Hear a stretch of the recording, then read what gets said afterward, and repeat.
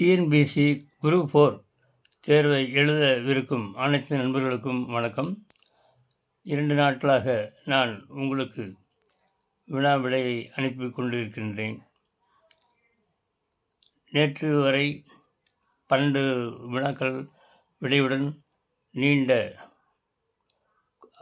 குறிப்புகளுடன் புரியும்படி எழுதி video upload பண்ணியுள்ளேன். இன்று 11-20 நாலு ஒரு 8 கொஸ்டின் இன்றைக்கி மொத்தமாக இன்று வரை 20 கொஸ்டின் உங்களுக்கு டிஎன்பிஎஸ்சி குரூப் 4 இடம்பெறும்.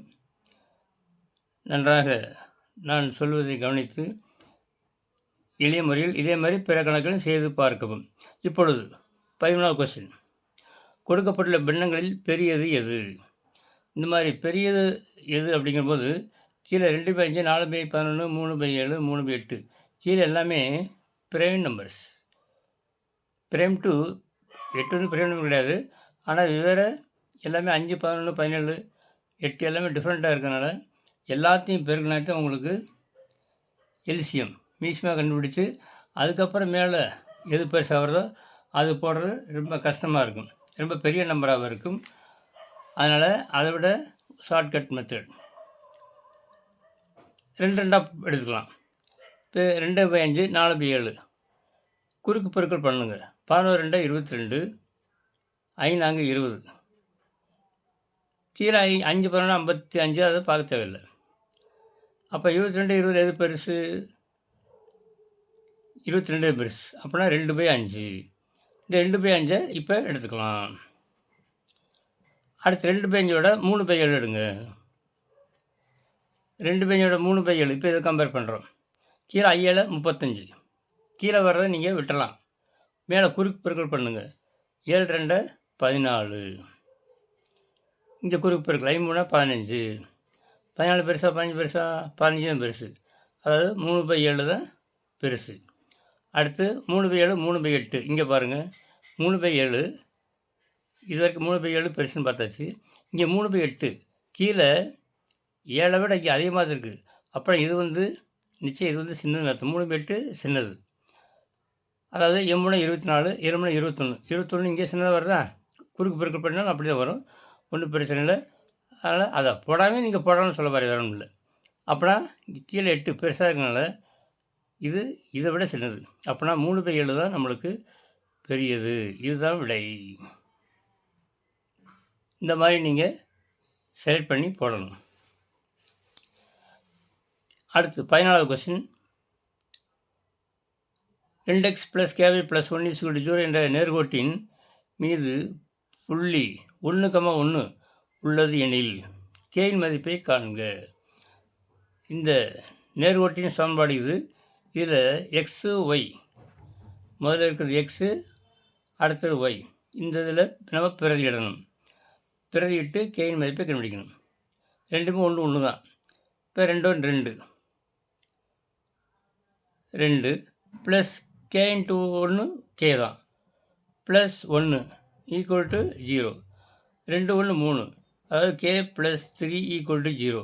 அப்படின்னா k = எவ்வளவு? -3. -3 இங்கே இருக்குது. இதுதான் நம்மளுக்கு விடை. அடுத்து 15வது கொஸ்டின்,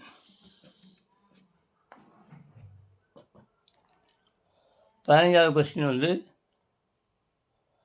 -1, 2 மற்றும் 4, -5 ஆகிய இரு புள்ளிகளை சேர்க்கும் நேர்கோட்டு துண்டினை 2:3, 2:3 என்ற விகிதத்தில் உட்புறமாக பிரிக்கும் புள்ளி 4 கொடுத்துருக்காங்க. அது எதுன்னு நம்ம கண்டுபிடிக்கணும். இந்த மாதிரி வினாக்களுக்கு ஒரு நேர்கோட்டை இந்த மாதிரி வச்சுங்களேன். ஒரு நேர்கோடு -1, 2,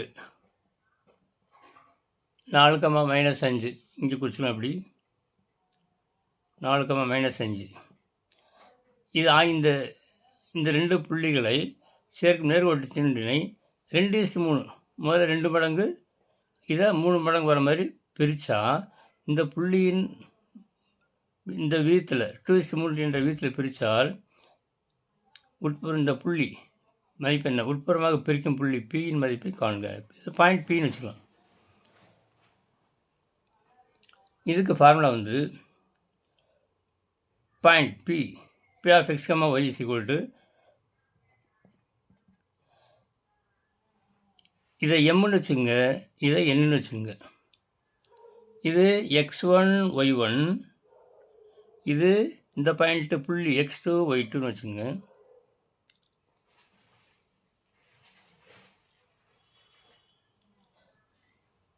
இதுக்கு ஃபார்முலா வந்து P of S comma Y, இந்த point P of S comma Y, இந்த புள்ளியை கண்டுபிடிக்க போகிறோம். P of S comma Y is equal to mx2 plus nx1 by m plus n, comma my2 plus ny1 by m plus n. இது formula. ஒரு நேர்கோட்டு துண்டை ஒரு புள்ளி உட்புறமாக பிரிக்கும் அப்படின்னா இதுதான் ஃபார்முலா.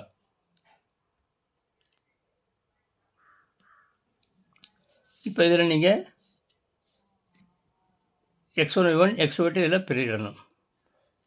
பிரியிடுவோமா?